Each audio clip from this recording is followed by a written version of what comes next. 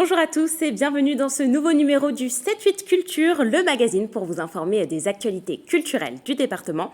Voici le sommaire. La Royal Factory, salle de café-théâtre à Versailles, propose pour les vacances scolaires de la Toussaint un spectacle pour enfants intitulé La sorcière du placard au balai. Il reprend les célèbres contes de la rue Broca. Le musée du domaine royal de Marly à Marly-le-Roi organise des activités vacances pour les enfants durant 15 jours. Présentation du programme par un membre de l'équipe du musée. Et puis enfin, le salon d'automne à Andrézy revient pour une 45e édition du 23 au 31 octobre. 22 peintres et 9 sculpteurs exposent leurs œuvres à l'espace Julien Green.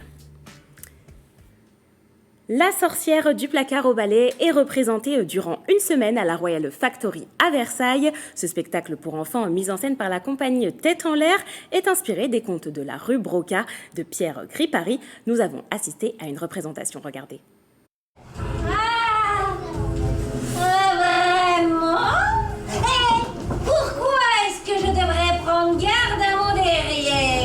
C'est à guichet fermé que se jouait cet après-midi-là La sorcière du placard au balai, mise en scène par 2 comédiens de la compagnie parisienne Tête en l'air.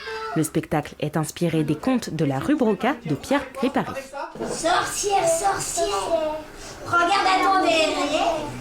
Sorcière, sorcière, prends garde à ton derrière. La sorcière du placard au balai, c'est vraiment, on va dire, un classique de conte pour enfants. Donc c'est vrai que parfois on voit qu'il y a des enfants qui connaissent déjà l'histoire, qui ont pu la découvrir avec leurs parents. On sent que les parents ont à cœur de se remémorer des souvenirs d'enfance. Donc c'est vraiment, on va dire, un spectacle qui fédère. L'histoire est simple, une sorcière habite dans une maison et cherche à déloger le nouveau propriétaire en lui faisant peur et en faisant des paris avec lui.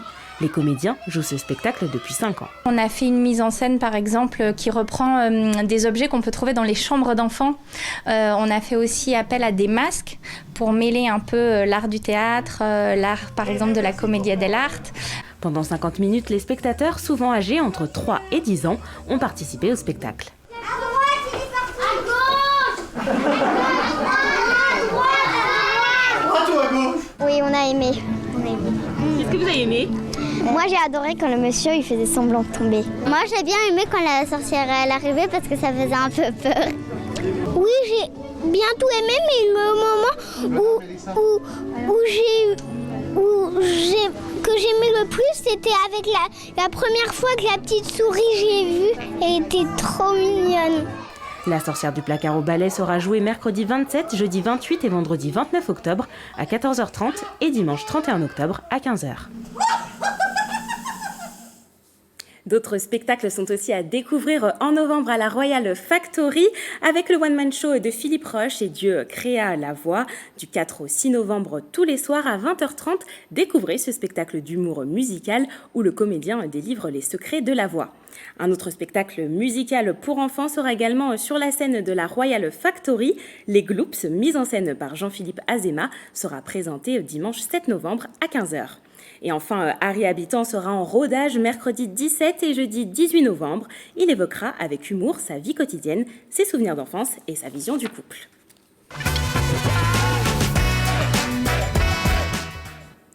Les vacances scolaires de la Toussaint ont débuté et pour occuper les enfants, le musée du domaine royal de Marly à Marly-le-Roi organise des activités durant 2 semaines. La responsable de la communication et chargée des publics du musée nous en parle.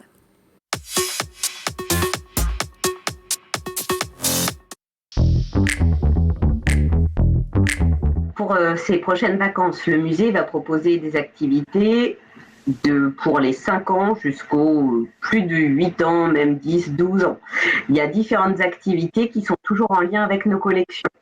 Marly, c'était la résidence de chasse de Louis XIV. On est en automne, donc on va faire des propositions autour de ces thèmes-là. Pour les 6-12 ans, on va travailler notamment autour de la saison de l'automne. On va travailler en expression corporelle, notamment autour des saisons. Donc, qu'on soit un garçon ou une fille, on va pouvoir devenir une feuille, un arbre. On aura aussi une proposition autour d'un atelier de pratique musicale. Donc, cette fois-ci, on écoute Vivaldi. Et puis ensuite, on a une musicienne qui va mettre une 30aine d'instruments de musique à disposition des enfants Et puis, justement pour les plus petits, à partir de 5 ans, on propose un nouveau rendez-vous. C'est un rendez-vous en famille autour des contes. Le fait d'accueillir les enfants, ça répond quand même à une mission première des musées, c'est tout simplement transmettre, partager. L'idée, c'est toujours qu'il y a un écho entre ce qu'on fait et le lieu où on se trouve. Donc, à chaque fois, on va découvrir ou un tableau ou une partie des collections du musée pour travailler ensuite en atelier.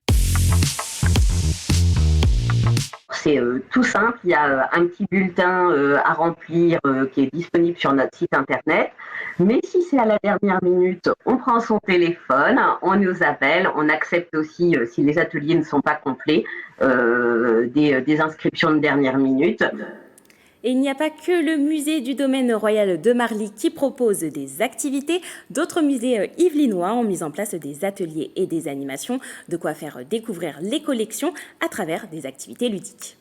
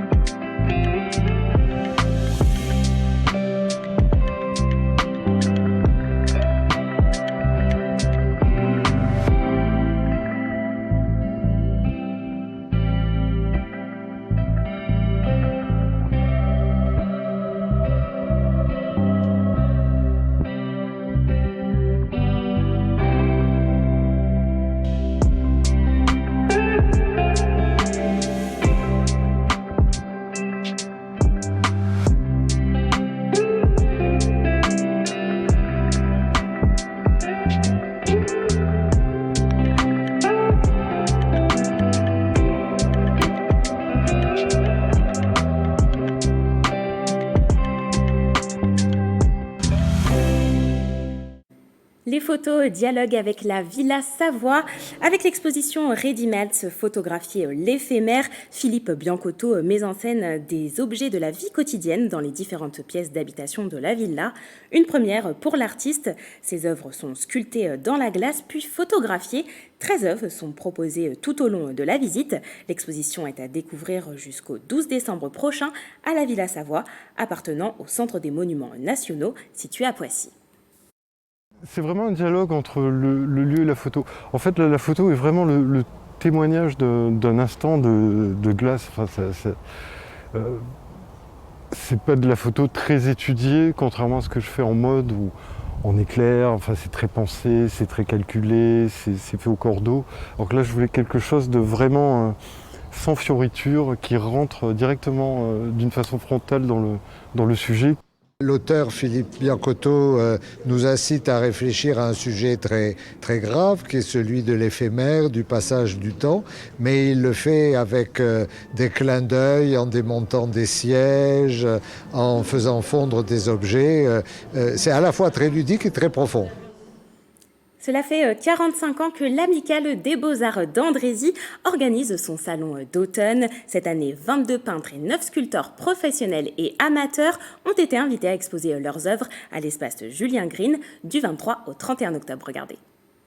5 grilles d'exposition par artiste, c'est ce que propose le salon d'automne d'Andrézy. Le but, diffuser plus largement l'univers des peintres et sculpteurs présents. Ils ont été sélectionnés scrupuleusement parmi différents salons d'Île-de-France. C'est différents talents parce qu'il y a plusieurs écritures artistiques. Alors vous avez de l'huile, de l'aquarelle, des pastels, vous avez des différentes techniques. C'est assez exceptionnel dans la région d'avoir 5 panneaux pour nous tout seuls, parce que ça représente quand même des univers de chacun et on a vraiment le temps de rentrer en fait dans chaque univers. Venus d'un peu partout de la France, mais aussi d'Andrézy, ces artistes utilisent tout un panel de techniques. Mon univers, il est assez varié parce que ça dépend en fin de compte des émotions. Je suis très axée sur tout ce qui se passe dans l'actualité, donc il y a beaucoup de choses et j'essaie de faire ressortir ça de manière poétique, on va dire. J'ai fait Iggy Pop, que vous voyez derrière, qui en fait a été fait donc à l'acrylique, avec beaucoup de couleurs, en fait avec des grattés au couteau. Et en fait, ça représente en fait mon travail actuel, puisque je travaille avec ce système de grattage justement sur toile. Ce salon organisé par l'Amicale des Beaux-Arts d'Andrézy est fort de plus de 45 ans d'existence.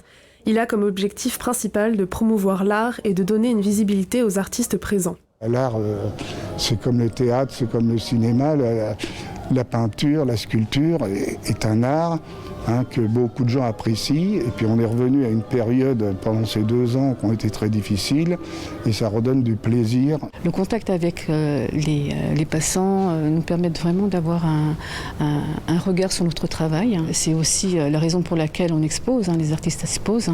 C'est pour permettre d'avoir effectivement une belle visibilité. Vous pouvez encore voter pour votre peinture et sculpture préférée jusqu'au 31 octobre, date à laquelle un prix du public sera remis aux gagnants. Et direction Médan, la maison d'Émile Zola et le musée Dreyfus vont ouvrir leurs portes aux visiteurs à partir du jeudi 28 octobre.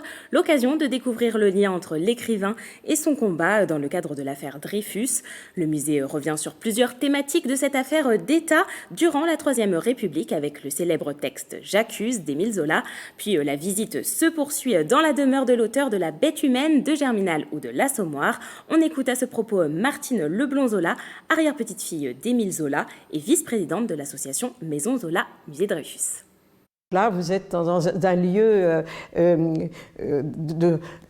lieu de créativité littéraire, un refuge, c'est à Tour d'Ivoire. Zola arrivait ici au mois de mai jusqu'au mois de décembre. Il écrivait l'équivalent de 4 pages manuscrites par jour, ce n'est pas beaucoup, mais Zola ne se suffit pas de décrire. Il dit toujours qu'il veut bâtir son œuvre comme une symphonie musicale. Et le musée Émile Zola est ouvert du mercredi au dimanche de 10h à 17h30. Réservation obligatoire sur le site qui s'affiche en bas de l'écran.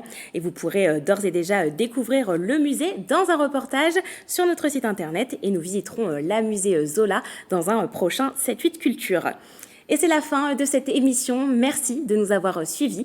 Rendez-vous la semaine prochaine. Bonne soirée sur TV78.